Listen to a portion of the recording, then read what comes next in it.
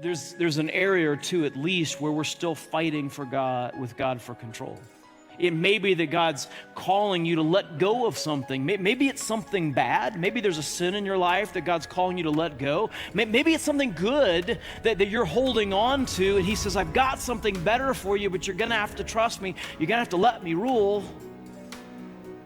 And we're fighting him for control. And so when we have those places in our lives where we're fighting God for control, we have to learn to let go and trust him. And this is the paradox of the Christian faith, that freedom comes through surrender. Victory comes through submission. It's all backwards. It's different than what the world tells you.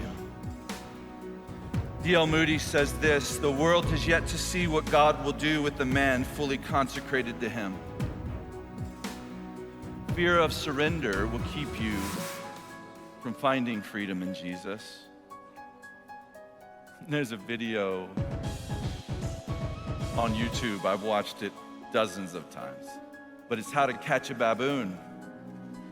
And so it takes place like in the jungles of Africa, there on the plain. There's a baboon and there's a guy who wants to catch it. And so what he does is he goes to the termite mound. Now, I didn't know this about termite mounds, but they're almost like made out of concrete, really, really hard. And so he goes and he drills a hole in the termite mound, and the baboon's just watching him. They're really curious animals, evidently. And he takes this little silver trinket, like a little silver ball or bell or something, and he places it in the hole, and the baboon sees the whole thing go down.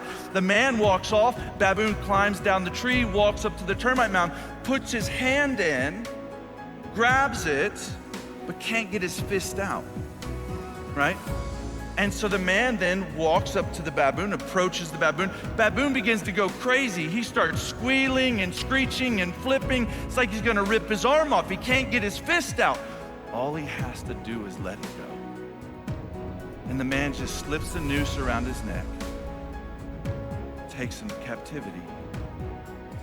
And I wonder, like, you don't think that Satan wants to take some of you or all of you to captivity using the thing that you're afraid to let go?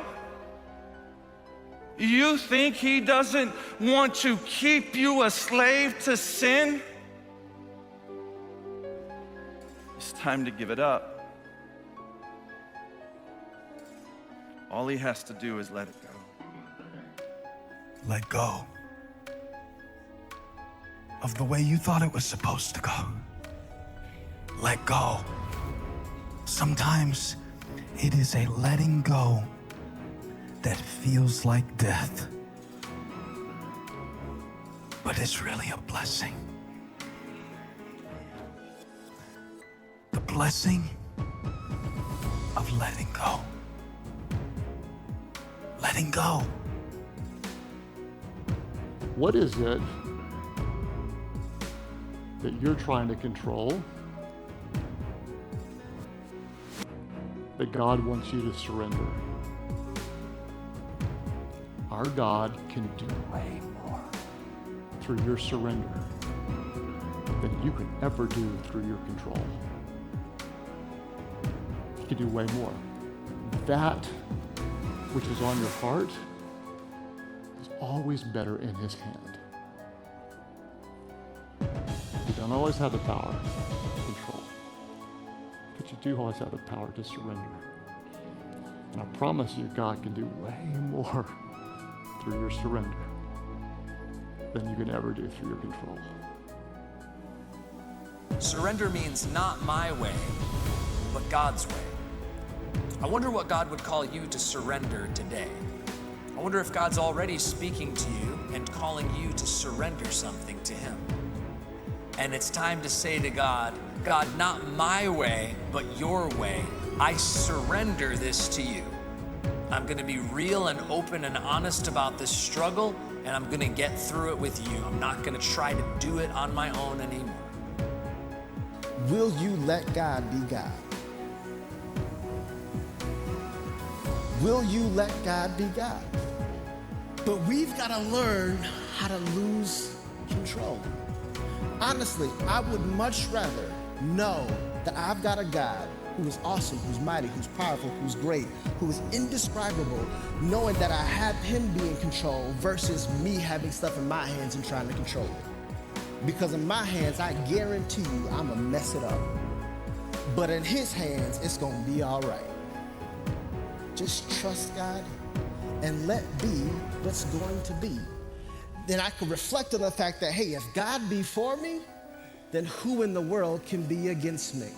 And even though things don't look like how I want them to look, and even though I don't feel how I want to feel, and even though I don't got the most money in the bank, here's what I am gonna do. I'ma still remain faithful and obedient. Because I know I can sit back, trust God, because if this is where he has me, then there must be something for me. One of the lessons that I learned is how to sit and trust. Sit and trust. Because some trust in chariots, some trust in horses, but we trust in the name of the Lord our God. People will let you down. Companies will fail. The government won't keep its promises, but God will never let you down. God will never fail. No matter what you are going through or what you do go through, place your trust in Jesus. When you are in the middle of unimaginable circumstances and it feels like all hope is lost, trust in him. Cling to his word. Look at his track record. What he has done before, he can do again. He was faithful then, and he is faithful now. The Lord is faithful. He keeps his promises. You can trust him. We serve a promise-making, promise-keeping God who can do the impossible. You can trust him. And if I could hope for you to leave here this morning with one thing, it would be this: to start trusting God with things that you've been trusting yourself with. Proverbs 3:5 says, trust in the Lord with all your heart and do not lean on your own understanding. In all your ways acknowledge him and he will make your path straight. That word trust in that verse basically comes from the meaning of putting your full weight on something. And if you're, I know this will help, you should write this down.